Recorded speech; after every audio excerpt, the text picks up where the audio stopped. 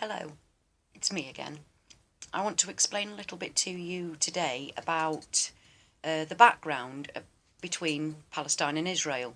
Now, we're told all the time that it's a really complicated situation, but it actually isn't, because just over 100 years ago there was actually no such thing as Zionism and there was no such place as Israel. But there was a place called Palestine. And in Palestine there were Jews, Christians and Muslims all living very happily together under the British mandate. Yes, we British, we owned Palestine at that point in time, we ran it. Now, in the 1920s, a Mr. Rothschild, a Zionist called Mr. Rothschild, approached the British government to ask them for some land to set up a Jewish homeland. And to my utter dismay and forever shame, we agreed to this. And the Balfour Treaty was signed in the 1920s. Now, Israel then, after the Second World War, declared the State of Israel in 1948.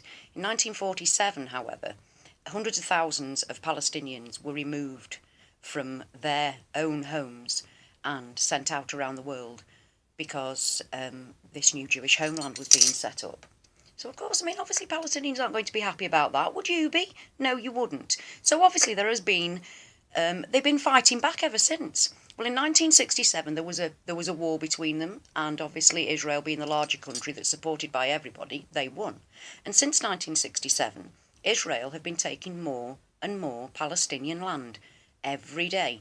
They're bulldozing people's houses, they're bulldozing people's homes, they're bulldozing olive groves, and they are taking the land to build Jewish-only settlements. Now that, my friends, is apartheid, no matter how you look at it.